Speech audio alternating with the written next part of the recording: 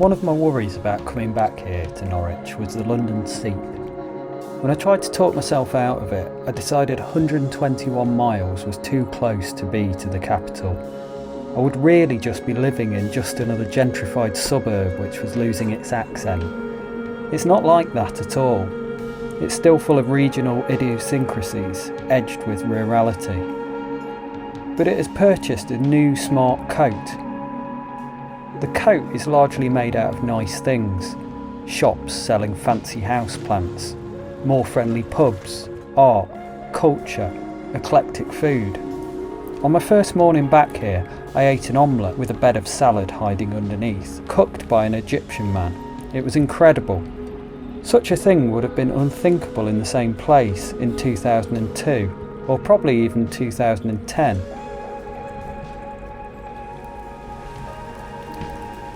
But when the new coat flaps open in the wind, you can see a few injuries that haven't been properly attended to.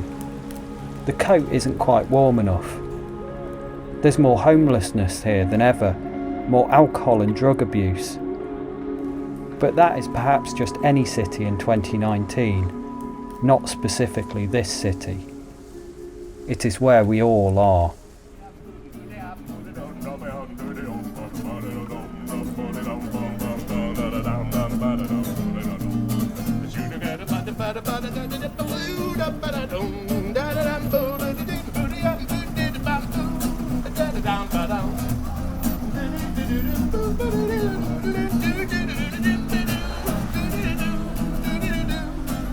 I should stay away.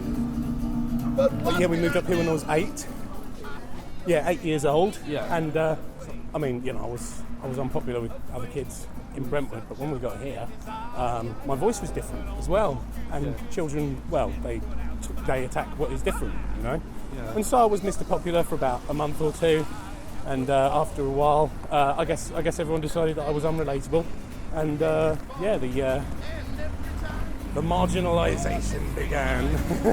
Darling, down and down I go, round and around I go, in a spin, loving that spin I'm in, loving that old black magic called love, yeah, I'm in a spin, loving that spin I'm in. Yeah, so we'd have our assemblies here, and we'd be in our individual houses, and when I was in Lower 4, we'd be right at the front here.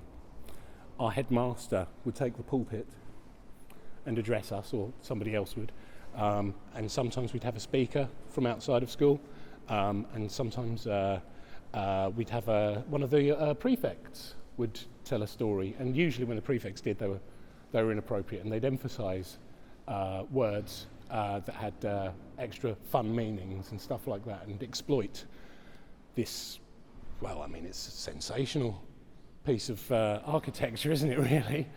And yeah, we were just filling it with smut.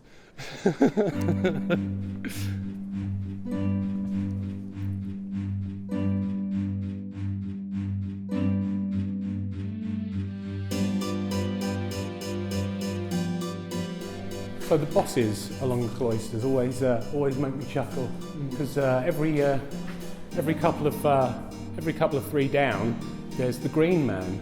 Yeah. Who couldn't be less Christian if he was trying. But yeah, he's up here somewhere. So along here, and you'll like this, you see these little indentations. Yeah.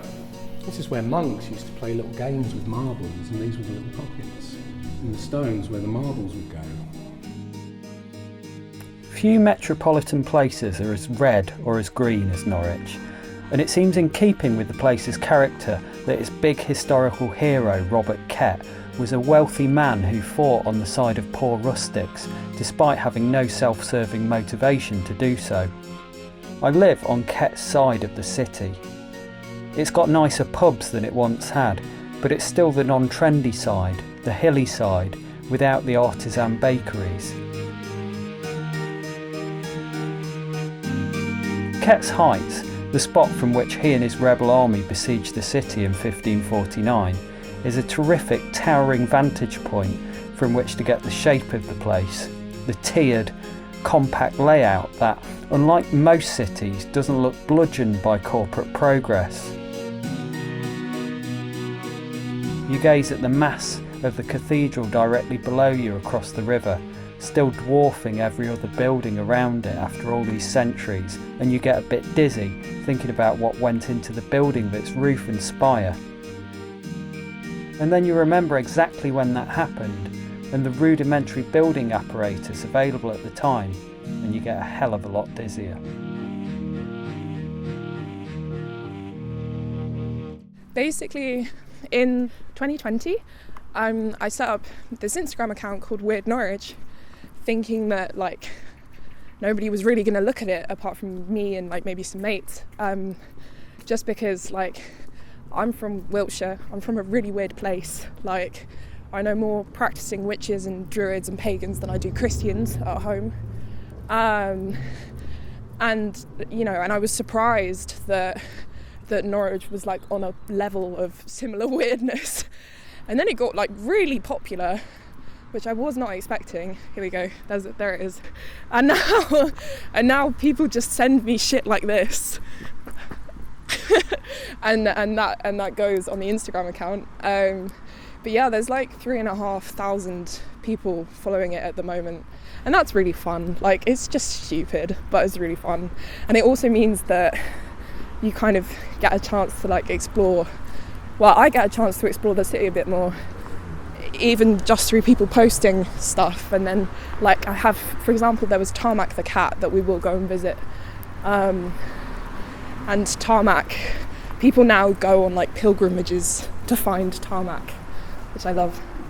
He's behind the Christmas tree. But yeah, I love to visit Tarmac. He's an excellent man. This one is new as of a couple of days ago, maybe a couple of weeks ago. Little Meeps, that's good. That's one of the things with Norwich as well, is that it does sort of make you notice things more when you're looking for little small things. You're looking for things that people have added to the landscape. It's great. It's artistic genius. Do you know what I mean? You can include that. I mean it. I will. Big pussy energy.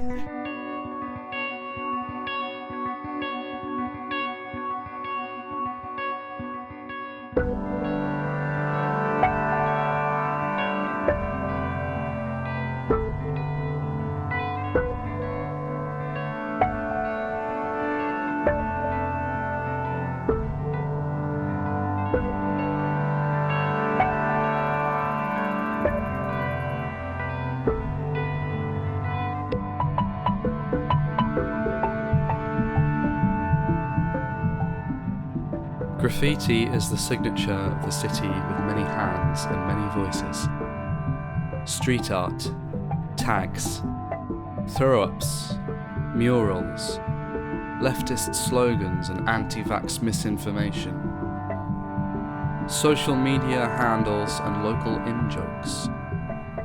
Graffiti on every surface, corporate graffiti, council graffiti, everyday graffiti by a population who have taken the act of vandalism into their own hands.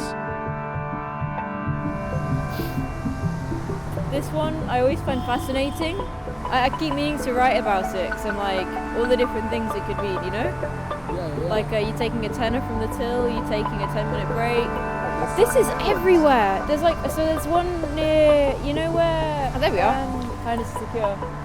Like, I like looking at it and like street art and everything I find really interesting.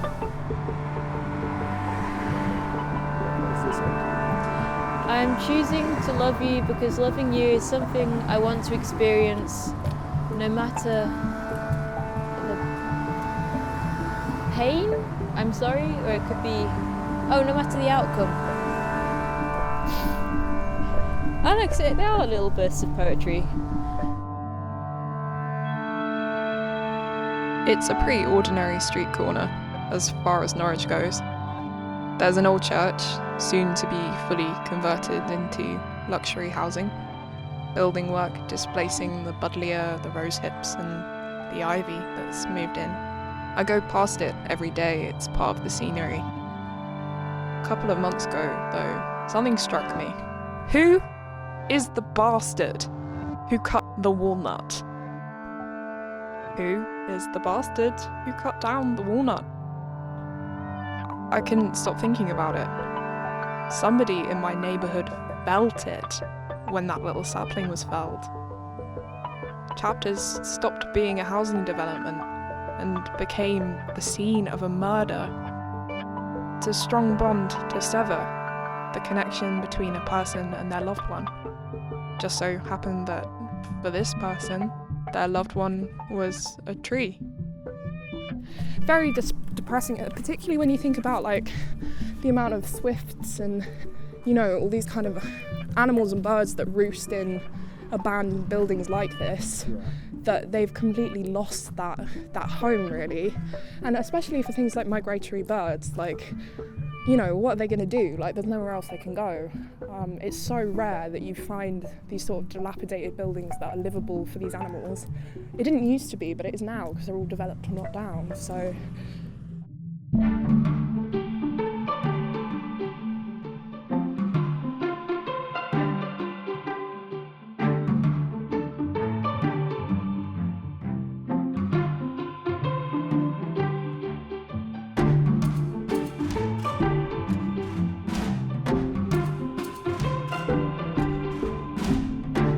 Oh, Norwich is just so beautiful, and it's also one of those places that you just find new little pockets of it all the time, and the same goes with the people.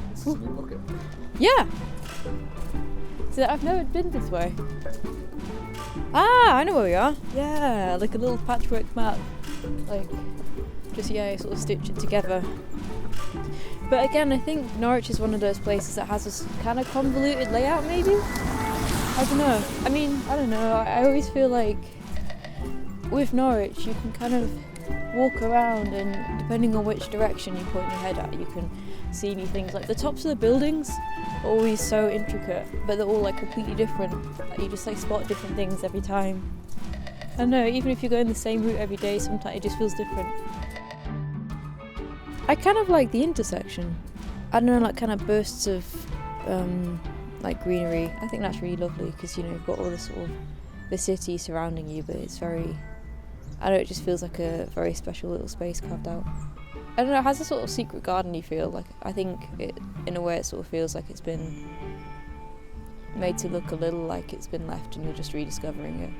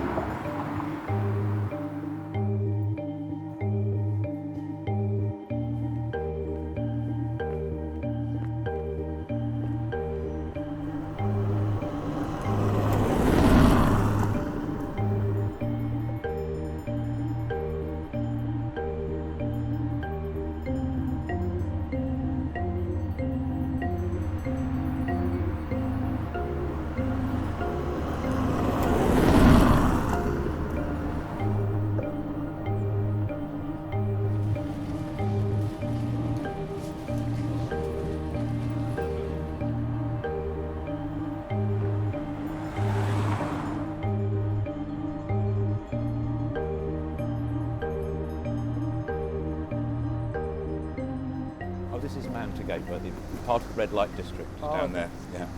So you'd be walking along here in 1980 and there'd be random women just stationed along the street waiting for your attention. We are now heading towards Argyle Street, so it's not there anymore. It was a whole row of 3-bedroomed terraced council houses, and they'd just been modernised. They'd all just had bathrooms put in them and stuff. And in 1979, some friends of mine and other people squatted several of the houses there.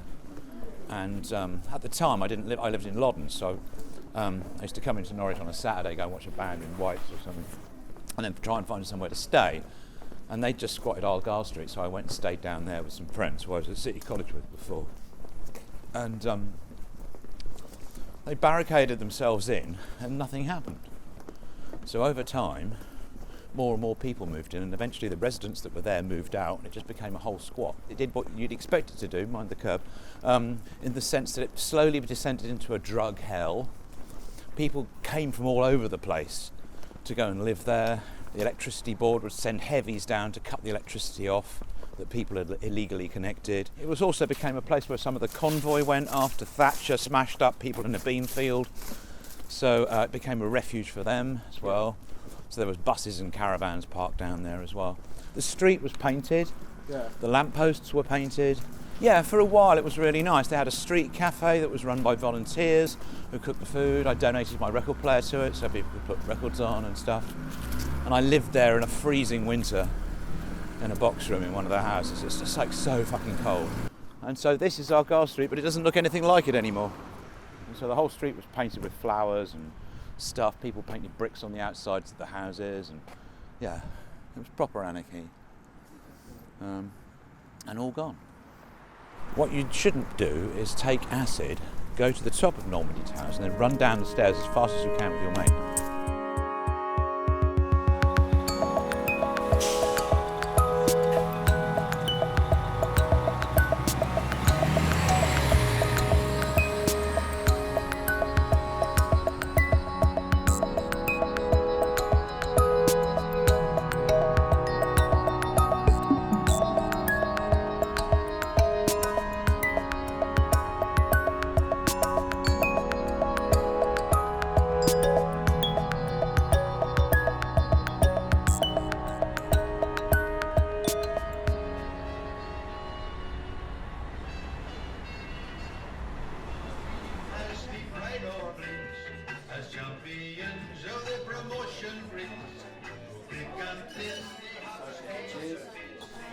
17th of December 1978.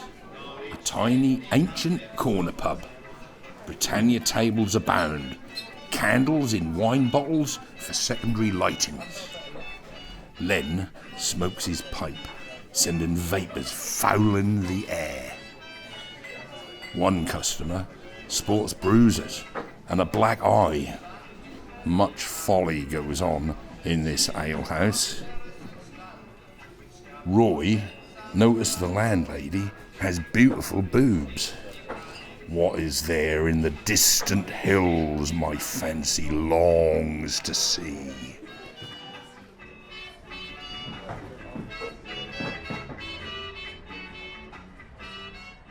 Here we are, St Mary the Less. So it's completely enclosed with buildings. You can't see it. Wow. There is photographs online on George Plunkett's hook when they were building this. When they knocked this, whatever was here down, you could see the actual church. It's brilliant, isn't it? It's in a bit of a state inside, but it's still there. It's really weird how it's just been locked in there.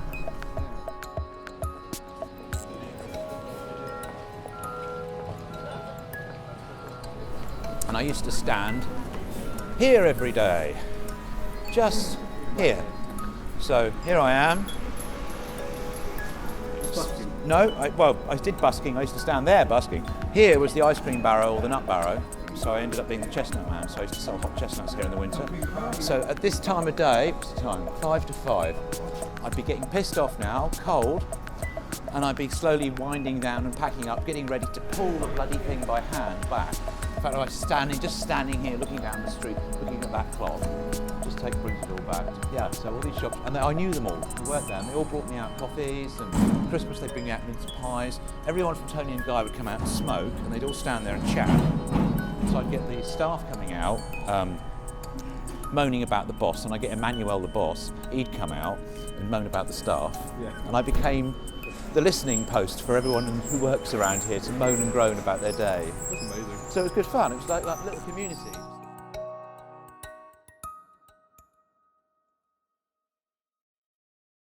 The very first one I went into was the Rosary Road one, and I didn't know the extent of it. I didn't know how big it was. I didn't go in alone. But it's, very quickly disorientating. It's very easy to lose your sense of direction underground.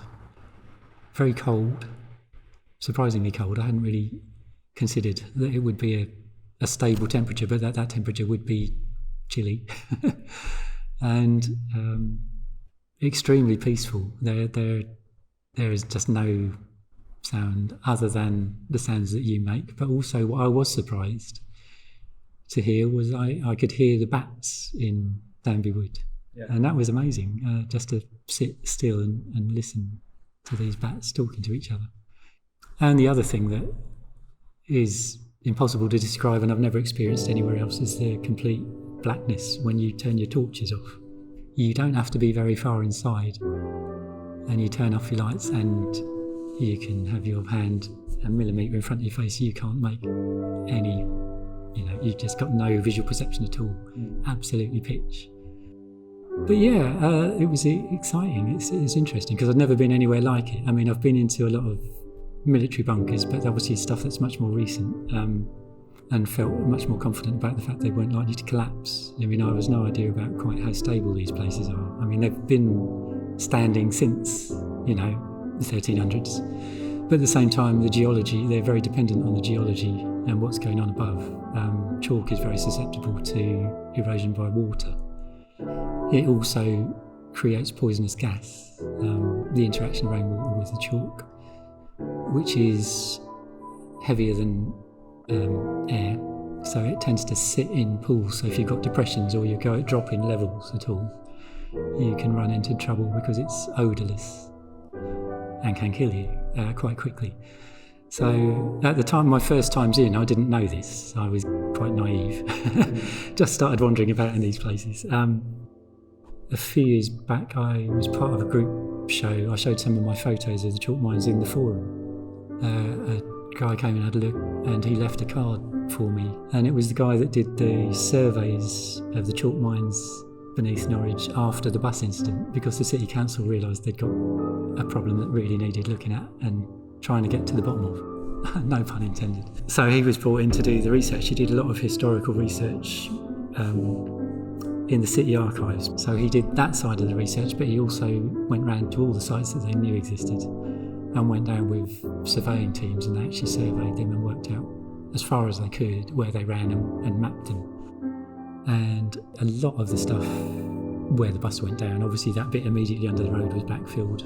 Whether the entire system has been backfilled is unsure, and I don't think they're entirely sure how much of it they've done, and whether there are still more galleries running off that they haven't found. Yeah, I mean, the actual mines, they're not accessible anymore to my knowledge. The one at Danby Wood, which is the one off of Ipswich Road, which is the biggest one, the golf course, Eton Golf Course, took it upon themselves to pile loads of earth and loads of fallen trees on top of the entrance to stop people going in it. Quite illegally, I think, because there's a bat colony in there, and I don't think they've allowed any egress for the bats, so quite how they got away with that, I don't know. Yeah, in terms of preserving the history, I don't think it's a bad thing that they're sealed, but at the same time I think it's a shame that people don't have access to them. Underpasses, undercrofts, sewage pipes, water pipes, cables as thick as tree trunks, a subterranean circuit board of snaking wires, medieval chalk mines, fissures in the earth, passages, basements, compacted ruins, the mulch of 1,000 years of city life, bones, all this under the paving stones.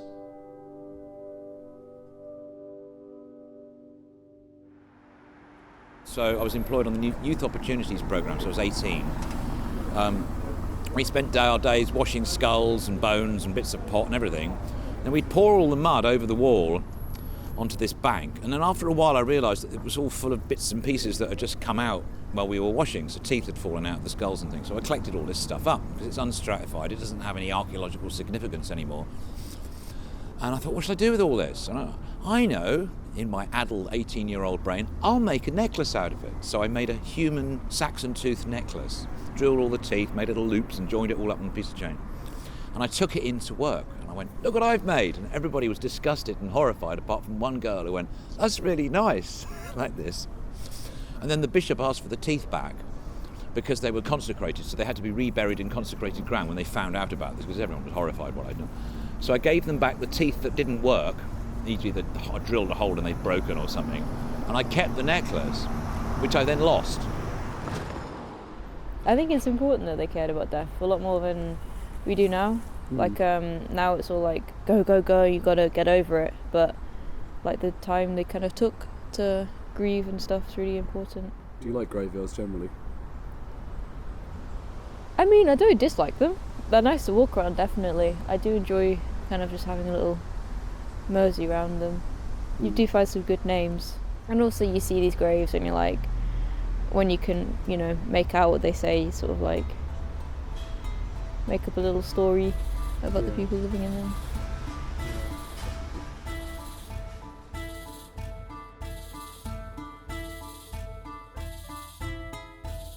In the course of my explorations, I quickly found a number of sites where the voices of phantoms could be detected with the right equipment.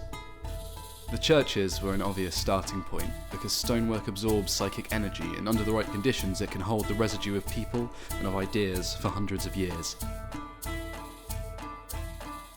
Some of these ghosts were still so firmly rooted in the places where they had spent their mortal lives that I felt they could hear me, now, in the 21st century.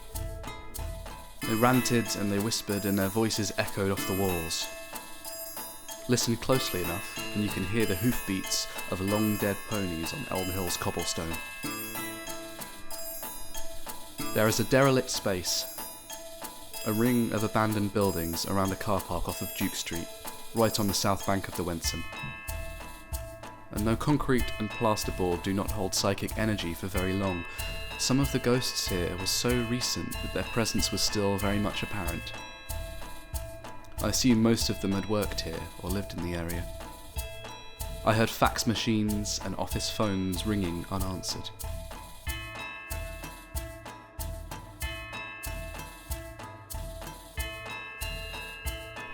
The empty warehouse at the corner of the lot had been covered with rantings, thousands of words scrawled on the brick.